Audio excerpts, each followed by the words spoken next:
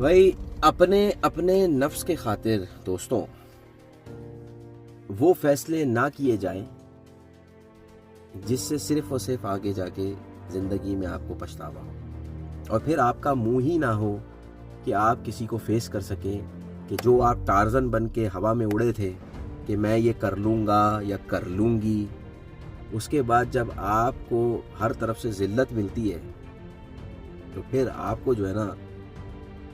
ایسا فیل ہوتا ہے کہ آپ شاید اپنے آپ کو شیشے میں بھی نہ دیکھ سکیں،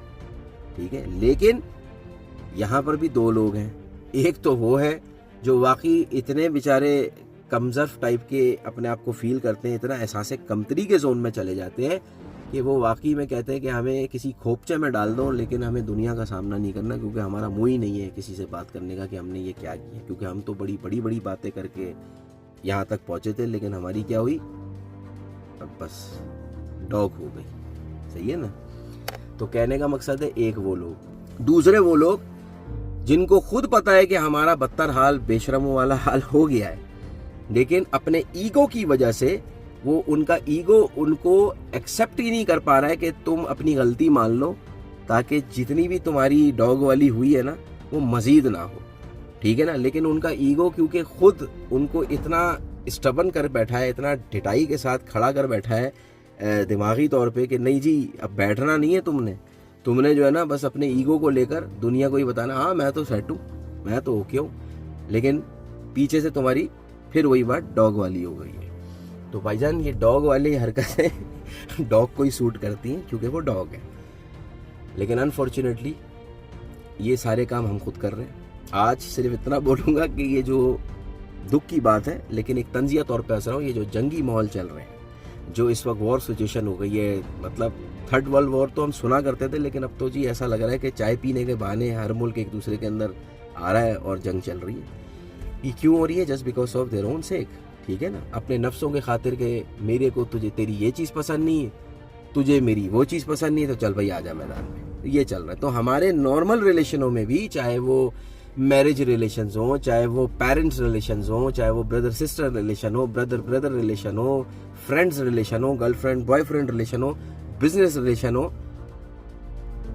سارے اگر اپنے سیک کے خاطر، اپنی نفس کے خاطر، اپنی ایک سیلف تھنک کے خاطر کہ بس جو مجھے سمجھ آ گیا میں نے وہ کرنا ہے، باقی جائے سب بھاڑ میں، تو باس وہ پھر آپ کے لیے صرف 4 دن کی چاندنی والا فائدہ ہے، فیوچر میں آپ کو صرف ایک ڈارک فیوچر ہی دکھے گا اور نقصان ہی نقصان ہے آپ کی زندگی میں۔ اور خاص کر کے میں اسپیسیفکلی میرج ریلیشنز کے بارے میں بات کروں گا کہ بھائی جان آپ لوگ بس آپ لوگوں کے جن کے چھوٹے بچے ہیں، چاہے ان سے بچے ہوں، چاہے وہ اتنے بڑے بچے ہوں، چاہے وہ مطلب اولاد ہو نا آپ کی، اگر آپ کوئی علیحدہ ہوتے ہو یا اپنے نفس کے خاطر، خاص کر کے I am talking about the woman society, انہیں آج کل بڑی پھڑیاں چڑھ رہی ہیں بھائی، بڑی مستی لگی ہوئی ہے آزادی کی نا، بڑا مزہ آ رہا ہے، لیکن ان کی بھی پھر ڈاگ والی ہو رہی ہے، لیکن وہ بیچاریاں اپنی عزت چھپا کر چپ کر کے بیٹھی ہوئی ہیں۔ آئی ایم ریئلی سوری، لیکن یہ سوشل میڈیا پہ ریئلسٹک چیزیں ہیں جو دکھ رہی ہیں، جو آس پاس بھی دکھ رہا ہے، میں اس پہ بات کر رہا ہوں۔ تو کہنے کا مقصد ہے اپنے بچوں کے بارے میں سوچئے، چھوٹے بچوں کے بارے میں اپنے ایک خود غرضانہ والی سوچ کو نا بالکل دفع کر دیں، اور ان معصوم بچوں کو سوچو کہ اپنے ایک گھٹیا قسم کے فیصلے کو لے کر آپ ایک اس اچھے فیوچر کا جو آپ ان کے لیے کر سکتے تھے ساتھ بیٹھ کے، ٹھیک ہے۔ اس لیے ٹارزن بننے کی ضرورت نہیں ہے۔ آج کی دنیا کے حالات دیکھیے، یہاں پر کسی کے ساتھ کبھی بھی کچھ بھی پاسبل ہو سکتا ہے، پھر ساری ہگڑی نکل جائے گی۔ تو میں یہ بات اس لیے کر رہا ہوں کہ یہ بڑا امپورٹنٹ ٹاپک تھا جس پہ I was planning to make the video on this topic, but unfortunately تھا، لیکن ہاں آج ٹائم ملا تو میں نے کہا no let's make the video and express what I have and what I am thinking. So یہ ریئلسٹک بات ہے، آپ اتفاق کریں گے مجھ سے، تو پلیز اپنے بچوں کا خیال کریں، ان کے ساتھ دکھاوے کا پیار نہ کریں، چاہے ماں ہو یا باپ ہو، آپ سچ میں ماں باپ بنیں، اپنے نفس کے خاطر بھیڑ بکریوں کی طرح بچوں کو یوز نہ کریں اپنے لیے، ٹھیک ہے۔ خاص کر کے یہ ویسٹرن دنیا کے اندر، یہ ویسٹرن دنیا کا جو قانون ہے نا، یہ ایک بے حس کس طرح سے انصاف کرنا ہے، یہ صرف ایک ٹرک کی بتی کے پیچھے چل رہے ہیں، تو ان پر اپنی لائف کو مت ڈالیے۔ خاص کر کے میرج ریلیشن کی جو زندگی ہے آپس میں سارٹ آؤٹ کریں، اور پلیز وہ فیصلے لیجئے जिसमें आपके बच्चों का फ्यूचर हो। अल्लाह ताला ने औलाद दी है तो उस औलाद की कदर करें, ना कि अपनी नाजायज़ मस्तियों के खातिर आप औलाद को जो है वो भेंट चढ़ा दो अपनी मर्जी के चक्कर में। इससे आपका जो अंजाम है ना वो बड़ा बदतर है। तो ये रियलिस्टिक बात है। और इसी तरह जो दूसरे रिलेशंस हैं, एक दूसरे से इज्जत करिए, चाहे माँ बाप हों, औलाद का ताल्लुक़ हो, चाहे वो बहन भाइयों का हो, भाइयों का हो, बहनों का हो,